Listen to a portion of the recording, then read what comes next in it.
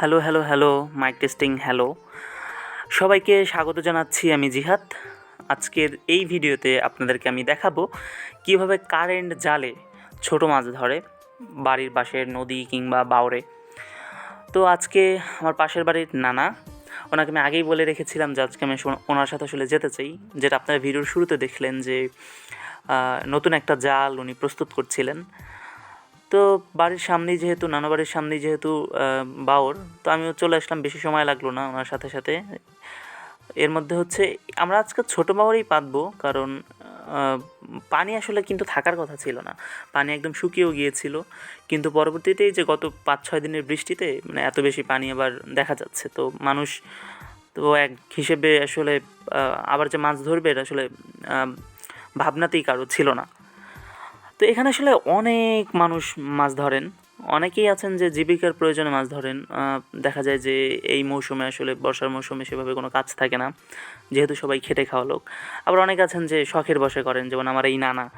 ওনার আসলে প্রয়োজন নাই যে মাছ সেভাবে ধরে বিক্রি করবে বা কিছু একটা, উনি জাস্ট সময় কাটানোর জন্য সারা জীবন কাজ করেছেন। এখন আসলে কাজ ছাড়া হয়তো ওনাদের কাছে অন্যরকম লাগে, একটু কাজের মধ্যে থাকলে ভালো লাগে। তো আমরা আসলে আমাদের গন্তব্যস্থলে পৌঁছে গেছি। ওই যে ওখান থেকে একটা দোকান দেখা যায়, যে ওর পাশ থেকে কিন্তু আমরা উঠেছিলাম নৌকায়। 2-2.5 মিনিটের মতো লেগেছে, এত মনে হয় লাগেও নি আসলে। তো নানা এদিকে আসলে ওনার জাল ঠিক করছিলেন, একটা বাঁশের এটাকে কী বলে, বলে হচ্ছে খাটা আর কি।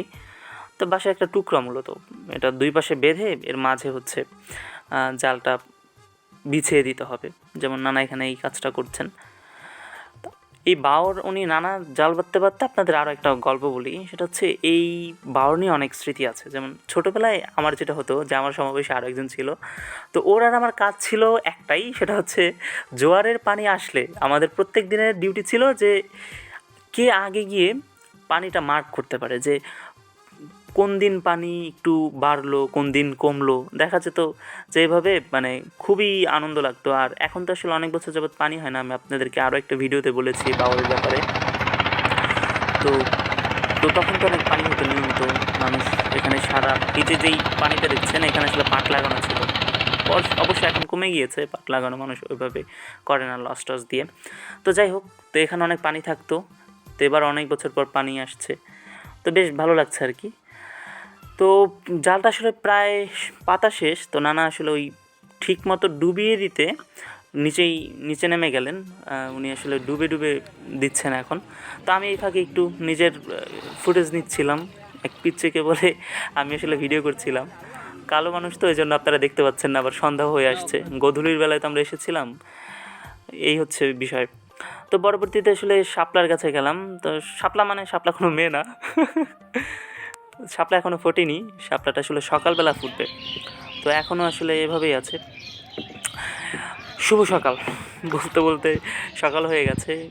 উনি ফজরের নামাজের পরপরই আসলে মাছ হচ্ছে তুলেন। এটাকে মানে ইংরেজিতে না, সরি, এটা হচ্ছে বলে জাল চাও দেওয়া, হ্যাঁ, মানে চেক করা যে মাছ কতটা উঠলো বা কী করলো, এটা হচ্ছে চাও দেওয়া বলে। আপনারা হয়তো নাম শুনতে পারেন অনেকে। তো গতকালকের ফুটেজগুলো আসলে ওই বিকেলের ছিল যেটা বললাম, আর এটা হচ্ছে একদম সকালে ফজরের নামাজের পর। এটা বোধহয় 6টার দিকের ফুটেজ। তো দেখেন কি সুন্দর মাছ না, মাছ কিন্তু এরকম একটা জিনিস যে ধরতে সবারই ভালো লাগে, মানে মাছ ধরা দেখতেও ভালো লাগে, আপনি ধরলে তো কোনো কথাই নেই, এবং এটা একটা বিশুদ্ধ আনন্দ আছে। আপনারা যারা মাছ ধরেছেন বা মাছ ধরা দেখেছেন, তারাই সম্ভবত আসলে এটার সাথে রিলেট করতে পারবেন। তো এখানে একটা মাছ আটকে ছিল, এটা মাছটা একটু মরে গিয়েছে, মরা মাছ, কিন্তু এটা ভালো। এবং এছাড়া আসলে ওই ট্যাংরা, পুঁটি ওঠে, ট্যাংরাটা আসলে মনে হয় বাঁধে না।